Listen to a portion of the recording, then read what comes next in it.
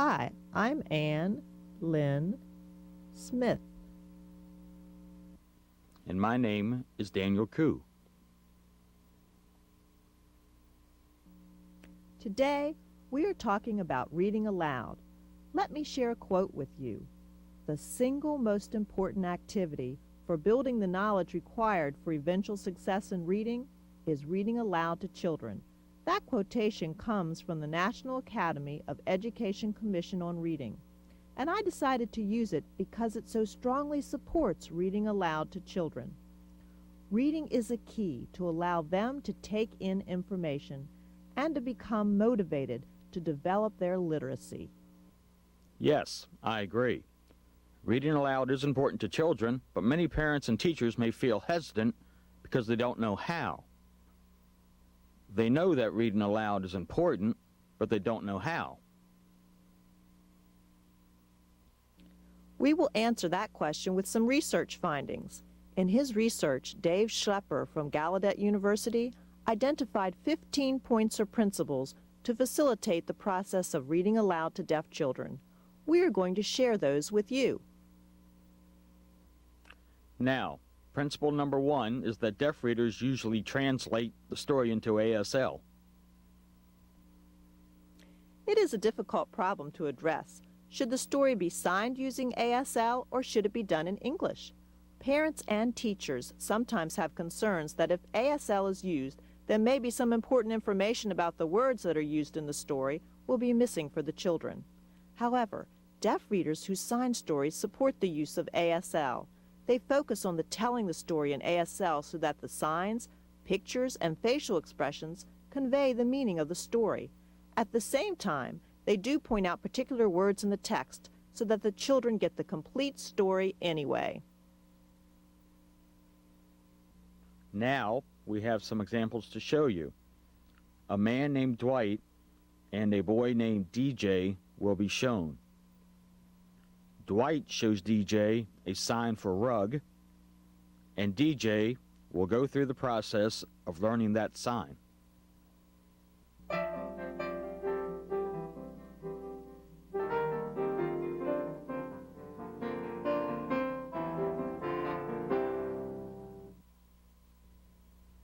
The boy asks, "Have you seen my cat?"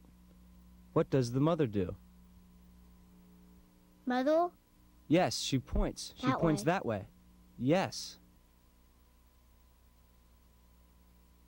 What's this? A tiger that's black. It's black. Right, a big black cat. And what did the boy see here? A camel. Yes, a camel. The boy walks by and he says, "That's not my cat." And he walks by and sees the camel, spelled C-A-M-E-L. Here. Yes, the camel. Now this man is a king. A king. Yes, a king. And the boy asks, "Have you seen my cat?" And the king answers, pointing that way. That way.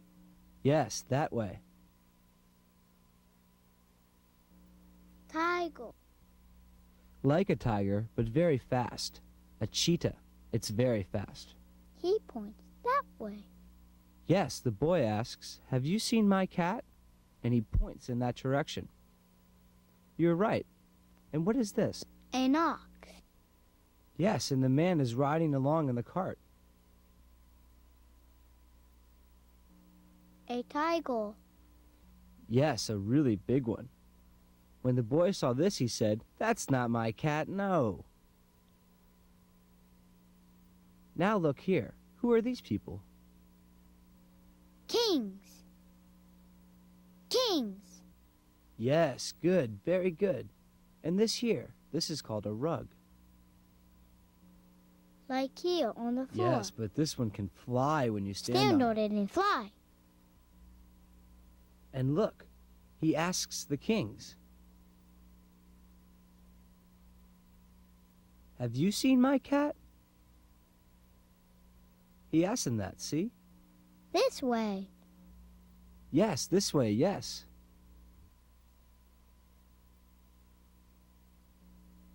A cat. Yes, a very fancy one. flying on the rug. Yes, right. The cat is on the rug flying. Right. It's a very fancy kind of cat. Fancy. Yes.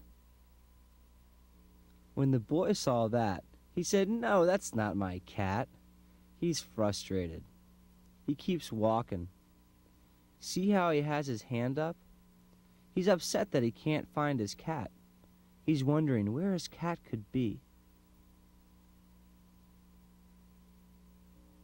There's a mother. Is it a mother? That way.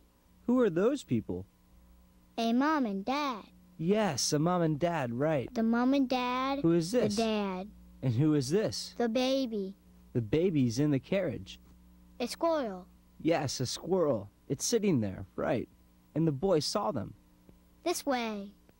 Yes, that way. That way to the cat. Yes, you are right. Look at this. So many of them. Wow, there are so many cats. And here, too. Yes, there are so many of them. And they're all different. And the boy says, yes, now these are all my cats. They are all his.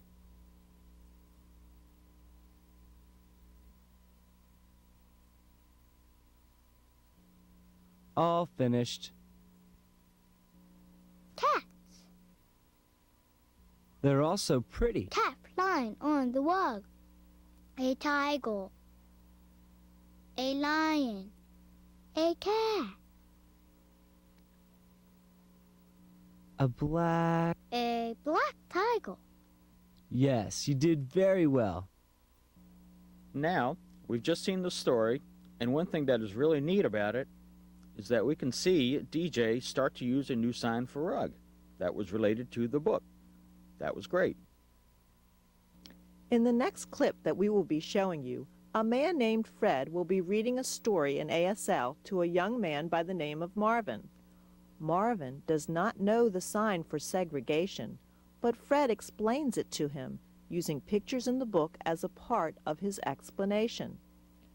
Marvin begins to understand this concept very clearly as is related to the story. It's terrific.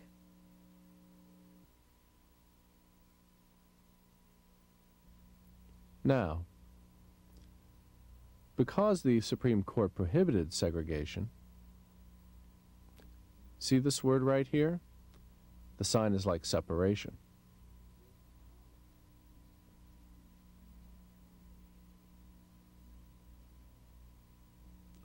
Many people were forced to admit black students into the schools. They had to in order to follow the law. Some schools followed the law willingly, but others did not. You just saw how well Fred explained the concept of segregation to Marvin and how well Marvin understood it. That leads us to our next principle, which is that deaf readers use both languages. They tell the story in ASL while at the same time making reference to specific English phrasing. The deaf reader will use ASL, but it is important to use English too. That means having the book open so that the child can see the message in print, as well as see the ASL signing. The child can learn from both the ASL and the English in this manner. That's important. In the next clip, we will see a parent named Chapman reading a story to a little girl, Heather. Heather is very good at identifying words on the page and associating them with the signs that her father uses to tell the story. You will see how specific words are identified in this next clip.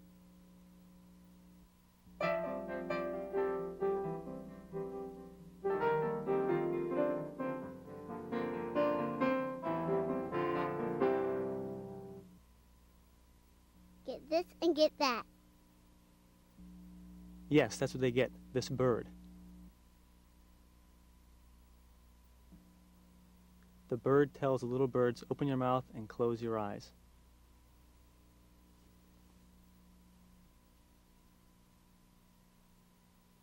She wants to give them a surprise, so they have to open their mouths. Watch.